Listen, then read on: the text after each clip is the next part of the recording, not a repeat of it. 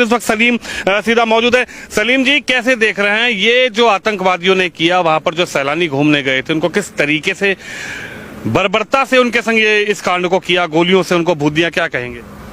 देखिए, ये अगर हम अपने नज़रिए से बोल लेंगे तो ये गलत हुआ है, ये आतंकवादी हमला है, ये मानवता के खिलाफ है। लेकिन अगर आप इसको इस्लाम के नज़रिए से देखेंगे तो ये पुण्य का काम किया है उन्होंने, ये सवाब का काम किया है उन्होंने।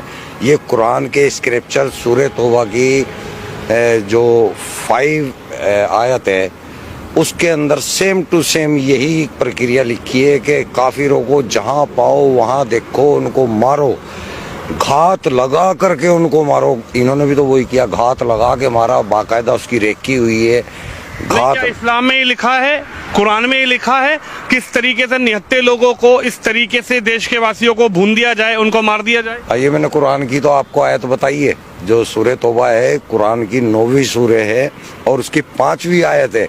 वहाँ पे ये लिखा हुआ है, सेम इसी तरह बर्बर तरीके से मारने का लिखा हुआ है। सेम ये लिखा हुआ है कि उनको मारो, जब तक मारो जब तक कि वो ला इलाहा इल्लल्लाह कलमा ना पढ़ ले या जजिया देना कबूल ना कर ले, तब तक मारो। यानी कि पूरे हिंदुस्तान के हिंदुओं का यही हसर होना है इस्लाम के अनुसार। इस्लाम के अंदर अल तकिया नाम की चीज़ होती है, आपने सुना होगा अल तकिया।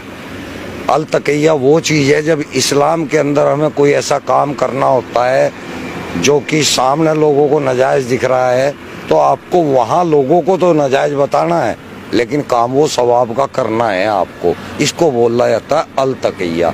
तो ये अल तकिया करते हैं, जो कहते हैं ना हिंदू मुस्लिम भाईचारा, ये अल तकिया है, ये कुरान के अंदर है, हदीसों के अंदर है। मुसलमानों को तो, मैं इंडिया के मुसलमानों की बात कर रहा, बाहर के नहीं। मुसलमान इंडिया का जो है वो अनपढ़ है, उसको कुरान के बारे में कोई नॉलेज नहीं है। इसलिए अगर वो भाईचारे की बात कर रहा है तो वो ठीक कर रहा है, लेकिन वो इस्लाम के अनुसार गलत कर रहा है।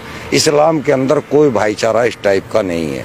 इस्लाम के अंदर केवल मुस्लिम मुस्लिम भाईचारा है, हिंदू मुस्लिम भाईचारा कोई नहीं है। आप पढ़ के देखें या किसी आलिम से बात करके देखें। अब मैं भी आलिम ही हूँ, मैं आपको बता रहा हूँ।